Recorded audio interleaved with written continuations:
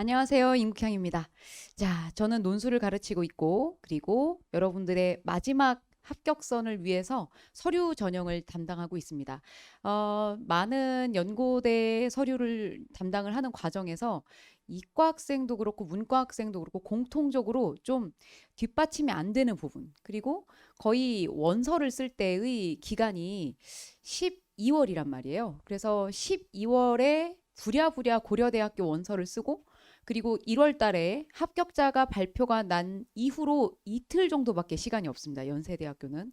그래서 그때 마지막에 준비를 하면 제가 말씀드리는 핵심 포인트를 접근하시기가 충족하시기가 조금 어려우실 거예요. 1차 연대 고대 모두 1차 합격이 있고 이제 2차가 있는데 1차는 여러분들 지필고사, 필기고사가 있죠. 이공계 학생들은 이제 수학, 물리, 화학 이런 것들을 시험을 보고 문과에서는 논술고사를 보죠. 그 논술고사에서 3배수를 뽑고 그래 지필고사에서 3배수를 뽑고 그다음 마지막 2차에서 최종 선발할 때 이 서류가 반영이 됩니다. 여기에는 여러분들의 성적, GPS는 아니죠. 자, 여러분들 성적 그리고 여러분들의 핵심적인 활동들 이런 것들이 함께 반영이 돼요. 그래서 그런 것들이 이 서류에 자세하게 기재가 되어 있어야 여러분들이 진짜 내가 이 활동을 했고 이 학과에 관심이 있다라는 걸 보여줄 수 있습니다.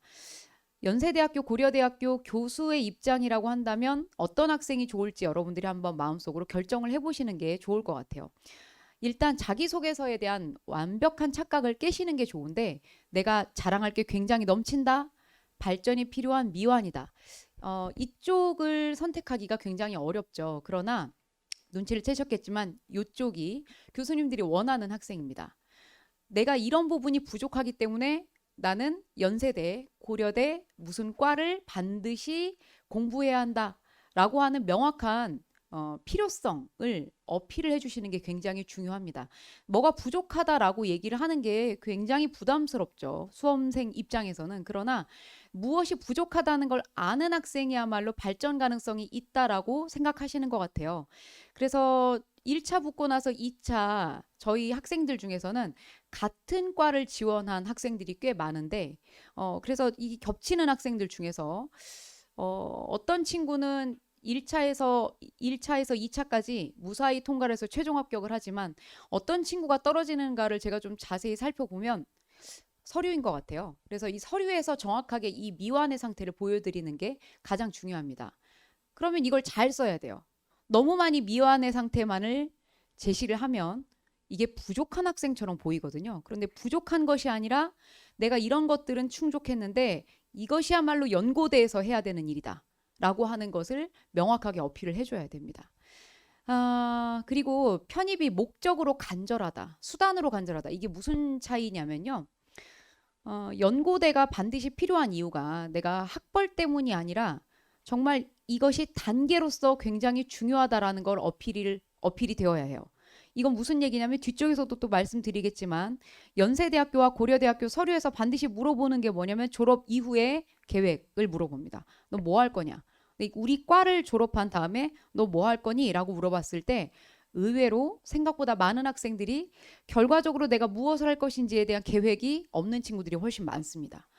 그래서 어떤 진로를 선택한다라고 하는 것도 굉장히 중요하고 여러분들이 이 과가 내가 전적대학교에서도 결국에는 이 학과인데 왜 내가 이 과가 원하느냐. 예를 들어 문과의 경우에 법학과를 다니는 친구가 연세대학교 자기소개서를 쓰는데 법학과인데 연대는 법학과가 없죠. 그래서 연대 법학과가 아니라 교육학부를 썼어요, 이번에.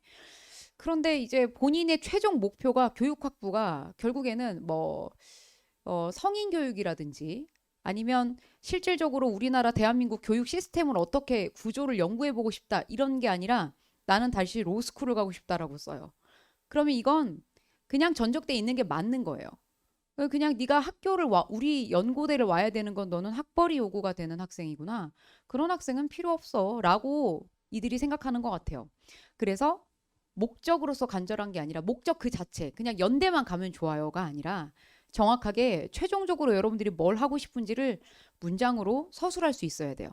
자, 무엇을 하고 싶은지가 분명한 학생, 무엇을 할지 아직 모르는 학생. 당연히 이것은 저 빨간 부분이겠죠. 무엇을 하고 싶은지가 분명해야 됩니다. 연세대학교, 고려대학교의 서류의 목록을 보시면 정확하게 알 수 있어요.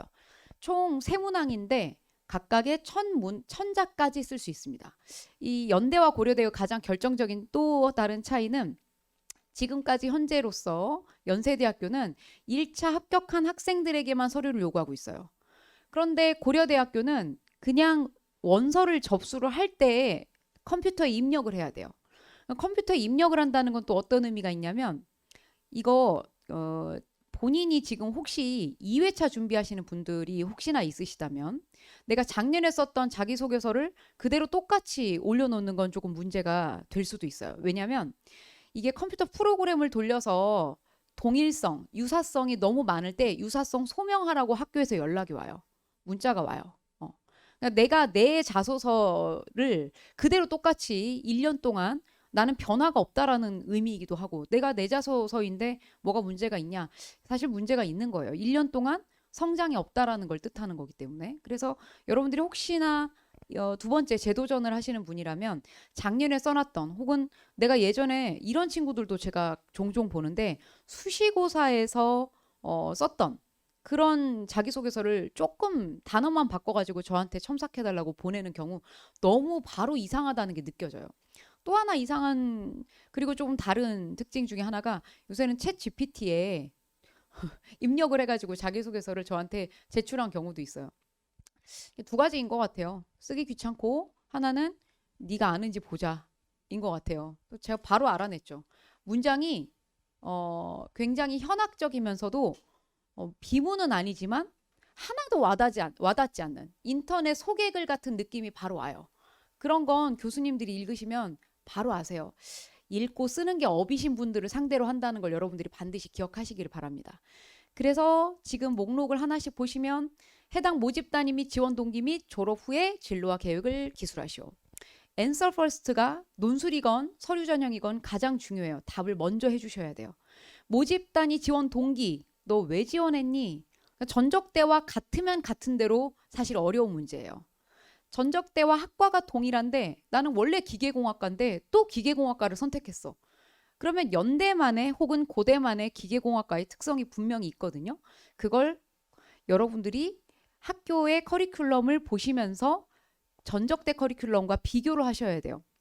그래서 뭐가 다른지 이게 다르니까 메리트가 있으니까 내가 오고 싶다. 그만큼 학교에 대한 애정이 있다는 걸 좀 보여줘야 돼요. 저희 학생 중에 작년에 에르메스에서 일을 했던 친구가 있어요. 에르메스 백화점에서 굉장히 오랫동안 일을 하다가 제 수업을 들은 학생이 있는데 그 에르메스 매장에서의 그 마케팅에 대한 얘기를 하더라고요. 일단 처음 온 고객이 버킨백 달라고 하면 안 준대요. 그게 없어서가 아니라 있는데 얘가 이 에르메스의 목표는 작년의 판매치보다 낮추는 게 목표래요. 작년 판매치를 뛰어넘으면 혼난대요. 그래서 제가 그 얘기를 듣고 왜? 라고 얘기했더니 그게 바로 고급화 전략 중에 하나라고 얘기하더라고요.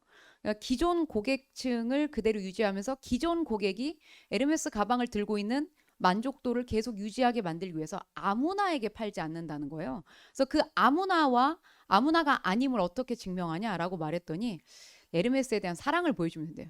어떻게 사랑하는데?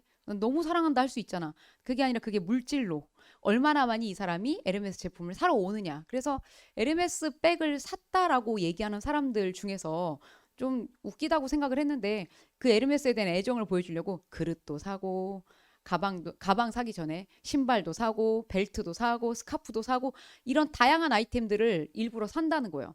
그렇게 얼굴을 좀 자주 익히게 되면 그 매니저한테 그런 걸 각인시키는 거죠. 나 에르메스를 사랑한다. 그러면 그제서야 고객님 이쪽으로 오세요 하고 버킨백을 보여주신다는 거예요. 여러분들이 1차의 관문은 여러분들의 지필구사 노력을 통해서 저는 누구든지 뚫을 수 있다고 생각해요. 그런데 내가 학교에 대한 애정은 진짜 여러분들이 틈나는 대로 공부하시는 중간중간에 동기부여가 정말로 필요하실 때 그럴 때 학교의 사이트에서 커리큘럼만 보시는 게 아니라 어떤 동아리가 있는지 그리고 주변에 연고대에 진짜 다니고 있는 친구들이 있다면 여러분들 조금 친밀해야 뭘 물어보면 알려줘요. 갑자기 연락해서 야 너네 학교 어쩌고저쩌고 그렇게 물어볼 수가 없는 거예요 원래. 사람은 그렇잖아요. 그래서 여러분들이 그 전에 미리미리 친밀감을 좀 그냥 네 생각나서 전화했어 뭐 이런 식 있잖아요. 이런 식으로 해서 친구들이 혹시나 주변에 있다면 그 친구들을 잘 이용하시기 바랍니다. 확실히 다른 정보를 얻을 수 있더라고요. 그래서 여러분들이 그 지원 동기 명확하셔야 되고 졸업 후의 진로와 계획 또한 완벽하게 여러분들이 명확하게 쓰셔야 됩니다. 명확한지 아닌지는 여러분들이 쓰시면서 알아요. 쓰시면서 알기 때문에 문장이야 뭐 제가 다듬어 드릴 수는 있지만 그 명확성이라는 건 여러분들이 하셔야 되는 일입니다. 두 번째, 여러분들이 대학 시절 중요한 분명히 대학 시절이라고 나와 있고요. 그 앞에 학업 이외라고 나와 있음에도 불구하고 저한테 또 질문합니다. 아, 교수님 수업 시간에 다뤘던 거 얘기하면 안 되나요? 학업 이외라니까? 라고 얘기해도 소용이 없어. 여러분들이 저 한글을 몰라서 물어본다고 생각하지 않아요. 왜 물어보시는지 당연히 알죠. 활동이 없어요. 혹시 지금 여러분들 휴학 중이시거나 아니면 이미 대학을 졸업하셔서 학사로 지원하셔야 되는 분들은 저 대학 시절에 중요한 활동을 할 수가 없는 상태인 거죠. 자, 그런데 어떤 것도 가능하냐면 저는 휴학생이라고 한다면 이제 졸업을 이미 하신 분이라면 사실은 대학 시절이 끝나버렸기 때문에 어떤 것이 허용이 되는 것 같냐면 대학 졸업 이후에 회사를 다녔던 경험치나 이런 것들을 쓰시는 것 굉장히 도움이 되는 것 같아요. 인정을 해주는 것 같고요. 그리고 휴학생이라면 휴학생 신분으로도 얼마든지 서울시에서 대학생들을 중심으로 하는 다양한 활동들이 있습니다. 저는 하다못해 봉사활동이라도 하셨으면 좋겠어요. 서류를 아무것도 안 내시는 것보다는 좀 그래도 내시는 게 좋아요. 근데 저희 문과의 기준으로 말씀드리자면 참 이게 좀 애매해요. 작년에 이제 연세대학교 중어중문학과에 이제 합격한 2명의 친구를 비교를 해드리자면 두 학생 모두 이제 저희 학생이었는데 이번에도 그런 일들이 굉장히 많았어요. 한 학과에 이제 2명이 붙으면 제가 이게 좀 고민스러운 거죠. 한 학생은 10개까지예요. 서류가. 그러니까 인증 서류, 인증할 수 있는 서류가 10개까지인데 10개를 꽉 채워서 냈고요. 다른 한 학생은 딱 하나 냈어요. 딱 하나. 그런데 이 친구가 이 10개를 충족한 친구와 하나를 충족한 친구 개수로는 어마어마한 차이가 있지만 결국 잘 따져보면 10개를 냈지만 하나와 비슷한 느낌일 수 있다는 거예요. 잘 따져보면. 왜냐하면 이 친구가 10개를 냈는데 10개를 낼 목록을 생각해보면 말씀을 드리면 자, 토익 점수, 토플 점수 각각 하나씩 냈어요. 그럼 2개지만 같은 얘기야. 그리고 저 영어 잘합니다니까. 자, 중어중문학과인데 한국사 검정시험, 인증시험을 냈어요. 무슨 의미가 있나? 자, 토론 동아리 나갔어요? 무슨 의미가 있을까? 별로 의미가 없는 것들이에요. 그러나 내가 대학 생활에서 이렇게 활동을 많이 했다라고 하는 걸 보여드린다는 입장에서는 사실은 안 내는 것보다야 다홍심하겠죠? 그렇지만 여러분들이 그 내가 지원하는 학과에 적합한 연결성이 있느냐 없느냐는 성인인 여러분들이 훨씬 더 잘 알고 있어요. 내가 쓰면서 이게 약간 좀 찔리나? 이런 느낌들은 여러분들이 더 잘 알고 있습니다. 이거 연관성이 없지 않아? 라고 하면 여러분들이 더 잘 알고 있어요. 그래도 낼 게 없단 말이에요. 뭐 이런 식으로 굉장히 많이 하죠. 그래서 고민을 많이 하셔야 돼요. 그리고 그 경험이 지원 전공을 공부하는데 어떤 의미를 갖는지 기술하시오. 여러분들이 결국에는 지원한 학과와의 연관성을 깊이 물어본다는 뜻입니다. 그 방금 설명해 드린 내용이고요. 자, 전공에 관련된 지원 전공과의 관련성이 1순위여야 하기 때문에 저 활동이 있는지 없는지를 한번 확인해 보세요. 이걸 여러분들이 왜 신경 쓰셔야 되냐면 여러분들은 지금 꼬꼬마 고등학교 3학년이 아니에요. 지금 대학교 1학년, 2학년을 지금 다닌 성인을 대상으로 뽑는 또 다른 리그를 여러분들이 경험하고 있다는 거예요. 여러분들이 입시의 경험치가 많다 하시더라도 지금 편입의 입시는 새롭게 이제 시작하시는 거예요. 그렇기 때문에 여러분들이 정확하게 내가 대학생으로서 어떤 활동을 했는지를 어필해 주셔야 되는 건 분명한 것 같아요. 지금 고등학생 수준이 아닌 거란 말이에요. 이미 대학교 1학년, 2학년을 다니면서 네가 어떤 성장을 했는지를 보여줘야 되고 네가 얼마나 우리 학교에 오면 여러분들 사실 솔직히 말씀드리면 제가 어제도 그 합격생 작년에 합격을 해서 이번에 이제 4학년 올라가는 학생 하고 이제 대화를 나누다가 너 솔직히 1년 다니니까 어때? 그냥 거기서 거기 아니야? 라고 제가 좀 떠봤어요. 그랬더니 진짜 같긴 뭐가 같니? 너무 다르대요. 교수님들의 그 열정이 말도 못하게 다르대요. 자기 너무 이상하대요. 똑같이 서울대 출신의 교수님한테 자기 전적대에도 서울대 출신의 교수님이 계셨고 지금도 서울대 출신의 교수님이라고 똑같은 학력이라고 이제 판단을 한다면 도대체 이 두 분의 열정이 왜 다른지를 자기 모르겠다는 거예요. 열정이 다르죠. 응? 열정이 다른 이유는 학생들의 열정이 다르기 때문이에요. 100% 그렇다고 말씀드리고 싶어요.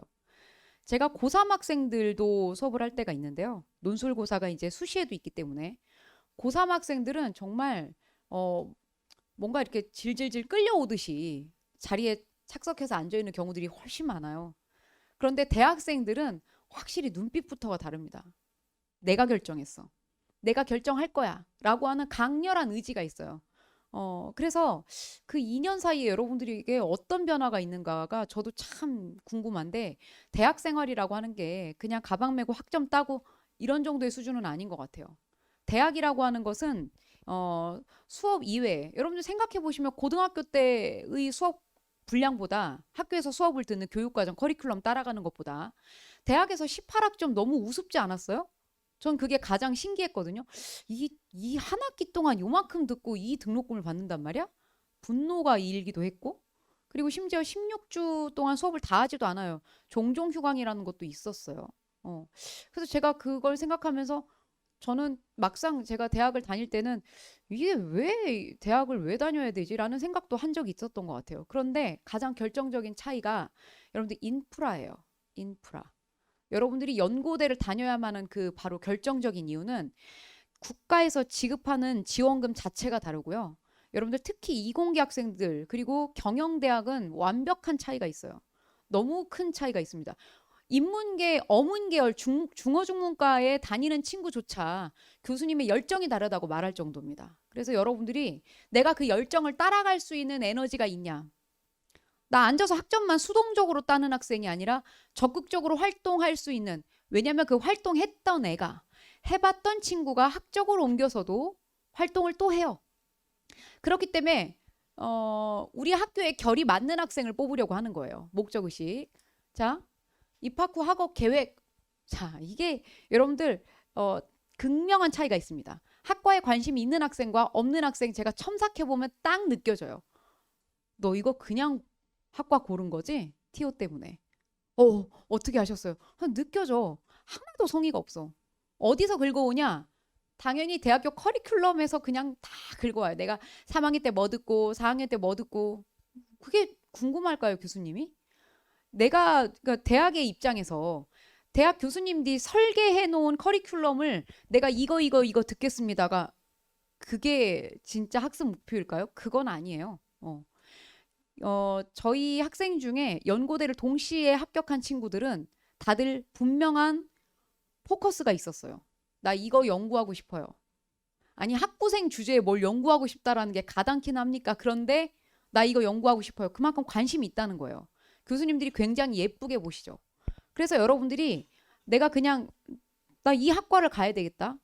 의학대도 마찬가지일 거예요. 분명히 이공계 학생들은 난 이것도 준비하면서 의학대도 같이 준비하는 친구들도 있을 텐데 내가 그 중에서도 많은 분야 중에서 난 뭘 연구하고 싶다. 이런 목표의식이 여러분들 분명히 있어야 돼요. 이거 생기려면 어떻게 해야 되겠어요? 당연히 학과에 논문도 보시고 서적도 보셔야 돼요. 그래서 여러분들이 이게 어떤 면에서는 참 수능을 다시 봐서 국영수 탐탐 모든 과목을 1등급으로 쫙 깔아서 연고대를 가는 거에 비하면 지필고사는 너무 간단하잖아요. 두어 과목이면 끝나잖아요. 심지어 문과는 논술만 보시면 돼요. 고려대는 영어 성적도 제출하는 걸 요구하지 않아요. 너무 이 리그 자체가 수월하잖아요. 그런데 다 이유가 있어요. 2차에서 이런 것들을 본다라는 게 수시고사와의 가장 큰 차이점입니다. 자, 이게 제가 말하는 그 팁인데요. 듣고 싶은 교수님 수업이나 교수님 나열하는 거. 나 무슨 교수님이라고 일부러 타겟팅하는 친구들이 이공계에도 종종 있거든요. 그런데 정말 잘 알아서 이 교수님이 이걸 포커스를 하고 있다라고 하는 걸 잘 아는 게 아니면 쓰는 게 오히려 위험해요. 이거 아닌데 이 교수님? 이렇게 판단하거나 아니면 특정 교수님 A를 성함을 제시를 하는 경우 교수님이 실제로 이 여러분들의 자기소개서를 평가하시는 교수님이 그 A 교수님이 아닐 수도 있어요. 다른 교수님일 확률이 훨씬 더 큽니다. 그런데 다른 교수님이 그걸 봤을 때 이게 사람은 다 똑같아요. 내가 배제되는 느낌. 얘가 날 좋아한다고 하면 이 녀석 뭔가 좀 아는군 할 수 있는데 그게 심지어 나도 같은 분야 연구하고 있어. 내가 약간 경쟁 상대로 생각하고 있는 그 교수님을 막 추종해. 나 안 뽑을 것 같아. 진짜로. 약간 그런 거예요. 사람은 다 똑같아요. 어쨌든 이건 기계가 뽑는 게 아니라 최종적으로는 사람이 뽑는다는 걸 기억하시면 제 말 무슨 얘기인지 아마 이해하실 것 같아요. 자, 연구 주제 밝히라는 거 말씀드렸고요. 연세대학교는 4개인데요. 지금 하나 차이가 기타 특기사항이에요. 이게 가장 까다로워요. 고려대학교와는 달리 600자만 쓰시면 되니까 라고 생각하지만 그게 더 환장할 일이에요. 왜냐하면 여러분들이 무엇에 길들여져 있냐면 고려대학교를 12월 달에 보통 언제부터 시작하냐면 7월부터 시작해요. 여러분들 7월 잘 기억하셔야 돼요. 왜 7월이 중요하냐? 7월, 8월 여름방학 기간이에요. 마음이 안 급해요. 제가 너의 자소서는 이게 부족하니까 책 좀 더 읽어와 라고 하면 읽을 수 있는 시간이에요. 12월에 저를 만나시면 너무 힘들어져요. 왜? 보강할 수가 없습니다. 내용적으로. 그것이 가장 큰 어려움이에요. 그런데 1000자를 채우는 것과 600자를 채우는 것은 너무 다른 얘기예요. 600자밖에 안 되는데 이걸 다 써야 된다는 게 굉장히 큰 어려움이에요. 압축해서 말하는 게 훨씬 더 어려워요. 저 역시도 시간이 길게 여러분들에게 디테일하게 왁 얘기하는 게 훨씬 더 편해요. 짧게 얘기해야 되니까 그게 훨씬 더 어려운 거죠. 여러분들이 그런 센스를 발휘해 주셔야 된다라는 겁니다. 물어보는 건 연고대가 똑같아요. 그런데 이 마지막 부분 기타 특기사항 이것 때문에 저한테 굉장히 많은 질문을 해요. 기타가 뭐냐 도대체. 아니 왜 너는 기타 이트 세트로만 보니 그 뒤에 특기가 있잖아. 잘하는 게 뭐야?를 물어보는 거예요. 이건 학과와 상관이 없어도 돼요. 저희 합격생 중에 알파인 스키 선수 출신이었다라고 얘기한 친구도 있었어요. 나 스키, 스포츠에 능하다. 건강한 신체에서 건강한 정신이 나온다. 이렇게 연결했어요. 나 공부 열심히 할 수 있다. 여러분들이 이거 가지고 변별, 당락을 결정할 수는 없겠죠. 그러나 저는 이 400자까지도 이 400자마저도 여러분들이 변별력 있게 쓰셨으면 좋겠다는 겁니다. 그러니까 대학은 1차 붙고 나서 2차 떨어졌을 때 넌 이것 때문에 떨어졌어요 라고 친절하게 말해주지 않아요. 여러분들 근데 사회가 그렇게 냉혹해요. 적어도 여러분들 수시고사 때는 내가 수능 점수가 이게 좀 부족했지. 평균치가 있기 때문에 여러분들이 안다고요. 평균치가 있기 때문에. 그런데 여기 이 게임부터는 여러분들 그런 평균치는 존재하지 않아요. 무엇에 따라 달라지냐면 여러분들의 상대 경쟁자들의 수준이 갑자기 높은 친구들이 와버리면 내가 상대적으로 작년에 이 수준이면 합격했는데 나는 올해는 변별력이 없게 되는 거예요. 그러니 여러분들이 올해 남은 10개월 동안 최선을 다해서 여러분들이 커버할 수 있는 모든 역량을 최대한으로 끌어올리시는 게 가장 좋은 방법입니다. 요 사진은요, 바로 어제 제가 이 합격자 축하 파티 때 잠깐 찍은 영상이에요. 지금 저 앞에 서 계신 분이 개그맨이에요. 저희 학교에서 저희 학교래요. 학교라고 착각할 정도로 학원에서 합격생들을 초대를 해서 개그맨까지 이제 초대를 한 다음에 이런 그 파티를 열어줍니다. 이 이유는 이 공간은 지금 연세대학교의 그 동문회관이에요. 그래서 이렇게 하는 이유는 좀 느낌이 좀 다른 것 같아요. 그동안 고생했던 그리고 학원에 삼선 슬리퍼에 삼선 줄이 옆에 가 있는 그 추리닝으로 1년 내내 저와 함께 했던 친구들이 너무 예쁘게 화장하고 그 자리에 즐기려고 나온 걸 보면 제가 이게 이 친구들이 이렇게 아름답게 빛나는 친구들인데 그동안 너무 많이 고생했구나 라고 하는 것들도 느껴지고 생각보다 처음에는 굉장히 긴장한 상태지만 나중에는 너무 잘 즐기죠. 합격한 친구들이 이렇게 나와서 학교 다녀보니까 실제로 어떻다라는 얘기들도 좀 해주고요. 그리고 저예요. 자, 가운데 있던 친구가 바로 이 친구예요. 그래서 학교를 다녀보니까 어떻다 이런 얘기들도 좀 많이 하고 있고요. 생각보다 많이 잘 즐기더라고요. 제가 무슨 말씀을 해드리려고 이걸 보여드리냐면, 자, 부럽지? 부러워라 이런 게 아니에요. 그리고 뭐 이 합격 축하 파티가 뭐라고 여러분들이 이거 때문에 가고 싶겠어요? 그건 아니실 거잖아요. 이 중에 여러분들이 스스로 성별을 결정해서 태어나신 분 없으시죠? 집안이나 가정을 선택해서 혹은 심지어 국가를 선택해서 태어나신 분 아무도 안 계세요. 되게 신기하지 않아요? 우리는 태어날 때부터 죽을 때까지 우리가 결정할 수 있는 게 생각보다 많지 않습니다. 그러나 여러분들이 지금 성인이 된 이 시점에서 신이 주신 자유의지를 발현할 수 있는 때는 바로 이 순간인 것 같아요. 여러분들이 결정하셔서 여러분들이 20대를 어떻게 마무리하고 30대를 시작할 것인지, 그게 여러분들의 선택에 달려 있고, 그 선택에 좋은 결과를 얻은 이 친구들은 마지막에 굉장히 잘 즐기는 모습에 제가 너무너무 행복했습니다. 저희 회사 대표님이 이런 얘기를 하시더라고요. 축하 인사를 할 때, 여러분들 정말 축하드린다. 그리고 우리 사회에 좋은 지도층이 되시기를 바란다. 그렇죠. 저희 학원의 모든 그 운영진과 저희 강사들 모두 그냥 입시생을 가르친다, 그런 차원이 아니고요.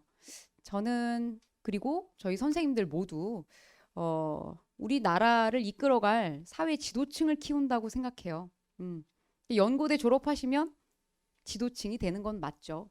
여러분들이 어떤 사람이 되실 것인지 결정하실 수 있을 것 같아요. 입시를 준비하는 과정에서 계속 우리가 서류에 대해서 어떻게 쓸 것인지를 계속 고민하면서 내가 이 학과에 대한 애정을 더욱더 구체화할 수도 있고, 내가 나중에 정말 어떤 사람이 되어야 할 것이다, 어떤 사람이 되고 싶다라고 하는 그 기준도 세우실 수 있을 것 같아요.